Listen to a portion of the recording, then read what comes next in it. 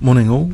The much anticipated game clash between Vishy Anand, who's having a brilliant tournament, and Magnus Carlsen occurred yesterday in round 5. And I'm particularly excited to go over this game for investigating the science of playing with the black pieces, and how sometimes it's very important to be able to equalise and draw with black and try and win with white. And that might apply to league chess, club chess, as well as professional chess, because sometimes very bad accidents can happen with black, as I found out last night. So let's see, Magnus playing with black pieces. Let's investigate this science of equalising and what, choice of opening within that. So Vishy plays e4, sharp move, which he's played most of his career. So e5, okay, and we see after knight f3 a super solid move, which means that it doesn't give white a huge wealth of options like with knight c6. There might be some surprise moves. As well as bishop b5, we have bishop c4, we have other surprise weapons maybe. Okay, but this next move is a kind of forcing move. So as black, is this a good way to try and equalise, just attacking white's pawn and encouraging this symmetrical pawn structure? We have a symmetrical pawn structure here. Not taking on e4, playing d6 first, because actually I think Vishy had one of his shortest ever losses playing black when he once took on e4 in a similar opening. I'm not even sure it's this position is. Let's actually, okay, I'll try and find that game another time. Vishy's loss as black in a similar opening, but for the moment, knight f3, knight takes e4. We have at the moment a symmetrical pawn structure, and Magnus plays bishop e7, and king safety is now a priority as well for black. There is potentially this diagonal which could be dangerous. We see the knight returning to f6, both sides castling, so the king is fairly safe. After h3, preventing the pin with bishop g4, we see rook e8, which vacates f8, and now it is possible for black to consider extra defensive maneuvers just to shield the king and make sure he isn't being smashed up with the white initiative. It seems this position as black seems solid at the moment and without too many weaknesses, and maybe it's because the games can be dull like this and are not usually talked about on YouTube, that we don't actually investigate this science of equalising with the black pieces. But actually this is a very, very important science for the practical player. It's just that it's not really it doesn't really come with marketing. They're not the substance of greatly interesting games. We see now this move knight c3, which seems to block in the c pawn. So not say knight d2 and c4. White is not wanting to create weaknesses either with this move knight c3. So its benefits, though, it could get a little bit of space in the centre by supporting d5. So it has got some perks to it, blocking in the c pawn, but supporting d5, and maybe then the d4 square can be used with the knight, and there can be a kind of bind on the black position.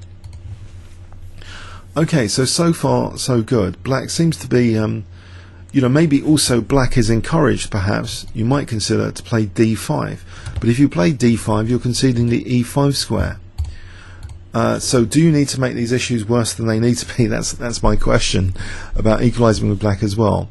So if you play d5, to stop d5, you're making e5 worse. Does Magnus really need to do that?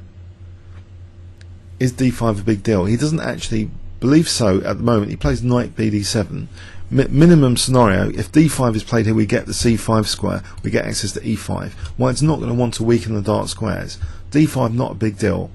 We see after rook e1, are there any major issues? Well, we see now knight f8. Again, as though d5 is not a big deal, the knight can come to g6 and knight e5 from there.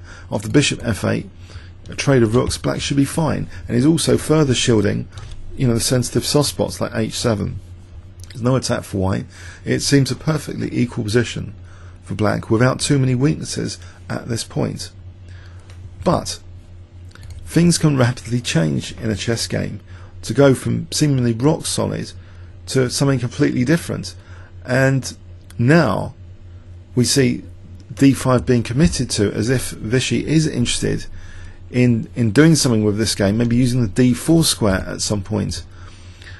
Okay, and now we get a little bit of an aggressive kind of response, c6 dynamic, releasing the queen. It could be targeting b2 and f2 from here, or coming out to a5 maybe. Maybe the c file dynamic could potentially be on the cards. White plays now bishop f4, and here is a big structural decision for black from the perspective of equalising. If black plays c5 here, we've got what looks to be a potentially bad Benoni here, with the bishop not being fianchettoed, with this horrendous weakness on d6, which might be targeted like this, Benoni style, as if white's playing against Benoni, and there's congestion here. So this looks to be from going to a solid to a position with a huge d6 liability. It needs to be avoided here, and what Magnus does is play a kind of, I think this is a lesser evil strategy. Instead of going for that structure, he plays bishop d7. Okay, and you might think, is d6 actually a target here? And white can try and exert pressure on that d file, and he does so with the next move, bishop c4, as though d6 is now on the cards. There's a serious threat here of taking, which would eye f7, also eye d6. So now, is there a great temptation to go into this Benoni structure to play c5 in response? Well, here it gets interesting. Magnus just attacks the bishop here. Okay, so he needs to sort of make sure he's okay with d takes c. Is he going to play knight takes f4, allowing perhaps c takes c? We'll check that in the second pass. Actually, there might be worth checking this. But for the moment, Vishy plays bishop g3. So maybe he's really just trying to encourage this good kind of Benoni structure with this liability on d6. So here is critical. From what was a period, it was like symmetrical and quite boring before. Things have livened up, at least structurally livened up now, and we see this move rook c8, not wanting that Benoni strategy, or structure rather, but accepting now a seemingly clear visual liability on the d file. This d6 pawn seems like a critical weakness in some respect, and it's here white is tempted to expose that. D takes c6. So after bishop takes c6, technically, yes, this is accepting a backward pawn on a semi-open file. What has Magnus got in return? Well, his pieces are okay. This bishop's okay on this diagonal. His queen's got access to b6, which would eye both f2 and b2. So if this pawn is exploited using up this bishop, there's some dark square targets in white's position. So not having that pawn on c5 was like a major decision. This counterplay from the queen on b6 is just non-existent. If there's a pawn on c5, d6 would be even worse. So Magnus is presenting d6 here on a plate, with a full frontal attack as an option. But black, if the queen moves, black has always got like bishop takes f3 in some circumstances, just to double white's pawn here and even win the c4 bishop. This c4 bishop is actually a tactical liability. Black is actually threatening bishop takes f3 now, which needs to be dealt with. Okay, so before any exploitation in practice can occur on d6, get rid of this tactical liability. So move the bishop away. Okay, so what does Magnus do to compensate for this pawn, this isolated queen's pawn? He plays d5. Okay, the pawn is hemming in the bishop, but it is potentially providing support for knight e4 potentially. But this bishop's not so bad here. For example, bishop c5 might be good. Queen b6 might be good in the near future. if d5 is taken, it comes at some cost here. So is the isolated queen's pawn that bad in this position? I mean, we have now an interesting dynamic pawn structure. Apart from the d5 apparent weakness, there's nothing too much else wrong fundamentally with black's position here. Okay, now white's next move seems quite logical, that he reserves the option of building up more pressure frontally on d5. He plays queen d3. And now this move queen b6, which celebrates the pressure really. You know, if this pawn is taken, it's going to reveal b2 as a problem. If it's not taken, then what has Magnus got on the cards? Potentially bishop c5, and he's on f2, and he's tying down this bishop.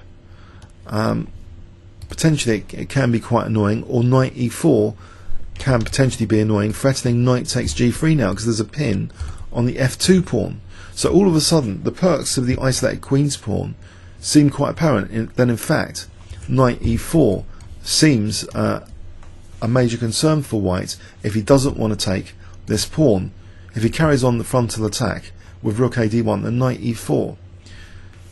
So Magnus has been quite relaxed as usual about things, and you know, accepted a weakness where he felt, you know, he didn't want this other structure, this Benoni kind of pawn structure, which will be even worse. So white feels, okay, this is the time to take on d5 and accept potentially losing b2 here. And this c file, it looks like a strange decision, and we need to check this out. Why, you know, could white have done better than knight takes d5? Because now we get some exchanges. Bishop takes, knight takes, queen takes. Okay, and it looks as though black is fine without any problems here. So rook b1, queen takes c2, rook takes b7. So again, we've ended up here with a symmetrical pawn structure. Okay, you've got to be wary about blunders like this for f7, but the queen is kicked here with rook e d8, and Vishy peacefully offers an exchange of queens, which is accepted, and they offer a draw. So it wasn't the most dramatic game in the world, but I think if we don't cover these games on YouTube, we miss out on the art and science of equalising with black and not making issues worse. And we did experience also a rapid evolution of pawn structure in this game, with Magnus accepting the isolated queen's pawn because he saw the benefits would outweigh, you know, the pawn being isolated, perhaps, and we'll try and see that in the variations. And it's a peaceful position here now, where I assume bishop c5 to hold onto a7 is fine for black. Let's have a look now with an engine view. So bishop c5, and it should be fine enough for black.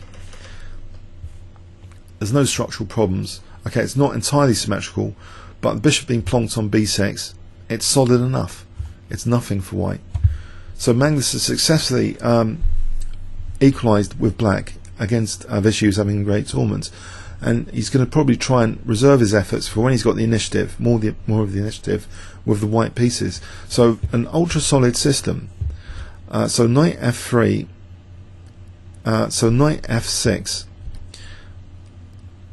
Okay, how popular is knight f6 at the moment? If we do a reference check here. Statistically, of course, knight bc6, you know, we're talking, yeah, millions of games, of course.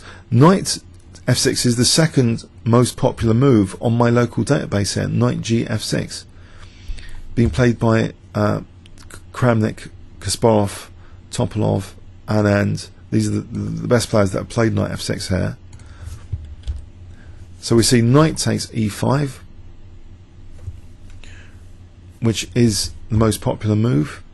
Another move, which is second move, with like 25,000 games taking on my database here, and 13,000, about 13,740 with knight 1 to c3. So taking, black playing d6.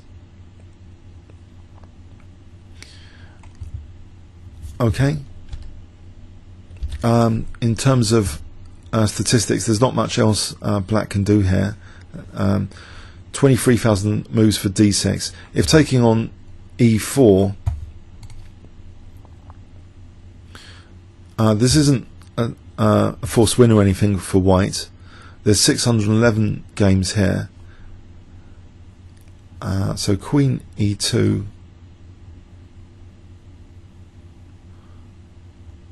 Now in this position, the way to play this is not to play d5 but to play queen e7. If you play d5 here, it seems a 95% win rate for white, because it looks as though white's just after this d3, I see a sea of white wins here, believe it or not. So we've got 23 games where bishop d6 was played, knight goes back, and white's losing a piece. So that's something to avoid in this opening. I know it's like a beginner's trap, so you could say, but I'm pretty sure Anand has lost the game in this very, very quickly in this sort of system. So anyway, in this position, the move queen e7, for those interested, is played. So after queen takes e4, which is the most popular move here, you play the move d6, exploiting that pin and getting the piece back safely. So d4, you can take here, take, and the most popular move here is knight c6.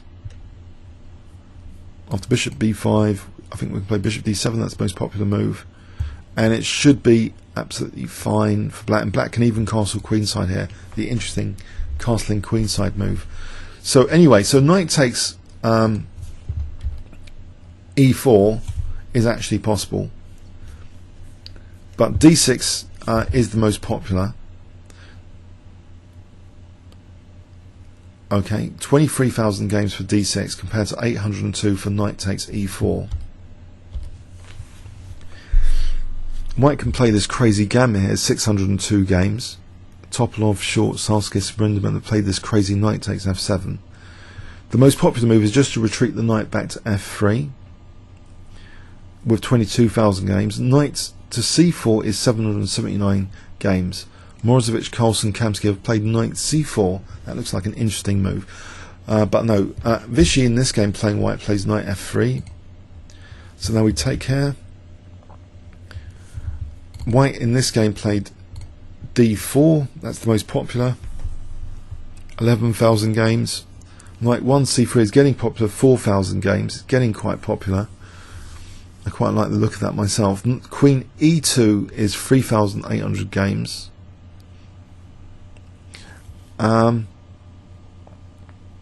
After queen e2, actually, yes, I think this might be the Anand game, which I was alluding to earlier. Best players as black, playing queen e7 here.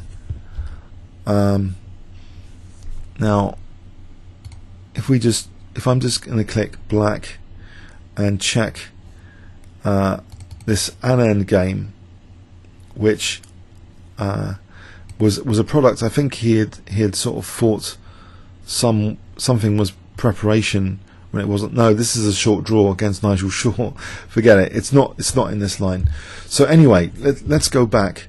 So in the game we see d4 and bishop e7 being played. Now bishop e7 might seem a little bit passive to you. The most popular move with 10,000 games is actually d5 in this position. Bishop e7 is only played 556 times, so we're talking less than a tenth compared to d5. It's been played before, this bishop e7 move, by Karpov, Silov, Portish and Smyslov. Okay, d5 has been played before by Kramnik, Anand, Ivanchuk, Gelfand, and 10,000 times for d5. So let's go back. So bishop e7, and we see the move now bishop d3, which is the most popular move here. 513 games. Second most popular falls off very rapidly. 24 games only with c4. So 513 games. The knight going back is 308 games. Being supported is at 158 games. So knight goes back. White castling, black castling. And now in this position, let's just check this position. H3, 52 games. The most popular move here, preventing any pin. Rook E8 is the most popular move, I think. Rook E8 in this position, 33 games. Knight BC6 is 26 games, so most popular path here. Knight C3 seemed to me blocked in the C pawn, and a little bit of surprise there. And in fact, on the reference check for this position, the move C4 has been played 21 times before, and exponents include Tal, Morozevich, Lufa and Turkmakov playing the move C4. Maybe if White wanted to really try for a win, C4 could arguably be the most aggressive move here. Rook Fe1 7 times before on this database, Bishop F4 twice, D5 once, Bishop G5 once, and Knight C3 once in 2004 on my database here. And that game, from this position, transposes into loads of games though. In this position there's actually loads of games from this position. So we've had, so there's a transpositional device into, not usually from this game path. That's what it actually means.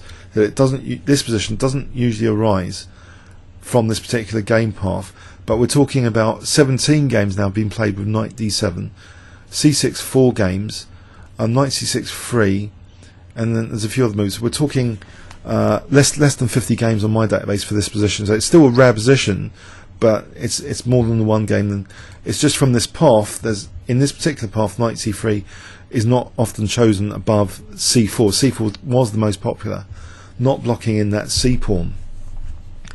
Now in this position, Knight D7 is the most popular. It was played 17 games.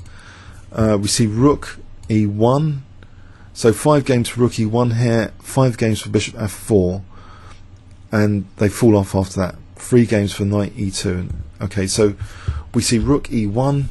This maneuver, Knight F8, has been played 3 times before. And okay, in this position, the three stem games now we're left with. Lander, so 2-6-4-3 against David in 2003 was a draw, with the move Bishop F4. The move Knight C3 to E2 was a win for White. Chris Johnson 2-4-7-6 against Mamjarov, a 2-3-0-8 in 2006 was a win with Knight E2. And there was a black win in this line where White played Bishop G5. That was Sabirska against Slovakia, much lower rated Filo rate players. So in this position we're branching off now with the move D5, or are we? Are we actually hitting some other position? There's nothing here. There's nothing here. So we've branched off finally with the move D5. So Magnus reacts with move C6. I suspect this evaluation will just go up for White more than that. It goes up a lot. This structure is not liked by the engine. I think it's structurally, fundamentally a little bit risky. So C6, Bishop F4, encouraging C5 again. It will just be bad. As soon as we play C5 the evaluation will just go up. So Magnus wisely avoids that. Bishop D7, and we see the move Bishop C4. Knight G6, and now we'll just check, taking here. Magnus in this position, best is apparently just to take here. So he gets that isolated queen's pawn, but it's not a problem, like in the game perhaps. If he had taken on F4, sorry, if D takes C6 here in this line. If he takes on F4, White plays C takes D7, and White's doing well there. That's no need for that. So you just recapture on D takes C6. So Bishop G3, and okay. Now here, actually, interestingly, C5 might be okay here. A little subtlety of the position that I mentioned, this knight d2 to c4. If the bishop's blocking that square, it seems maybe potentially a little bit more justified, at least from this engine view, that c5 might have been playable here. But does Magnus really want to play with this structure fundamentally? You know, maybe the bishop just moves later to f1 and we still get the same maneuver. So he's avoiding that structure and he's going for the isolated queen's pawn instead. It seems he's more keen on having an isolated queen's pawn if white wants to play takes. From an engine point of view, not taking is, it seems, queen d3 is preferred, for example, and that's okay for white. So Vishy taking, and we see bishop takes c6. So we've got this isolated queen's pawn, but the perks of the isolated queen's pawn arise for the e4 hook. So, and for queen b6 for f2 to be vulnerable, that's a standard perk of an isolated queen's pawn. At the moment also there's a threat of bishop takes f3 winning a piece, so that has to be stopped. So we see now this isolated queen's pawn putting the hooks in to e4 and c4. So queen d3, queen b6. Okay, is white's advantage minimized? If we try blockading this pawn, I don't think it's that effective. Bishop c5, let's say knight f5. Black could even play apparently rook e6 here, just offering to fix the structure. If knight takes d5 here, let's have a look at this. Knight takes d5, queen takes d5, queen takes b2. This looks to be getting a little bit scary, but the rook's tied down to a1 here. So black should be okay in this position. b6, black should be okay here. It looks okay. Okay, so we see queen b6. So knight d4. If knight d4 is not that effective to go to f5, we see this knight takes d5, which basically equals the position. It leads to peaceful. It leads to peaceful exchanges. So we get a series of peaceful exchanges. Okay, bit of drama, some forcing moves, but now, okay, trying to avoid getting mated with bishop f8, just plays rook ed8, kicking the queen. Where else can the queen go? It went to b3. It can go to b5 as well. If it goes to b5, okay, bishop c5, we're on f2. We're tying down this bishop, which means actually maybe knight f4 is on the cards or something, potentially. So say king h2. What is black actually threatening again? This pawn, bishop b6. If white wants to play a4, it should be fine. It looks absolutely fine, this position. There's no weaknesses around in black's camp, and it's symmetrical there. So this is a little bit less symmetrical, b pawn for a pawn, and again totally equal. So there's the art and science of equalizing with black, which usually would be an ultra boring video I wouldn't touch with a barge pole, but because it was such a high drama game between Anand and Magnus, why not check it out in a little bit of detail to see, you know, this system you might want to draw with black. Why not give this a shot? Comments or questions on YouTube. Thanks very much.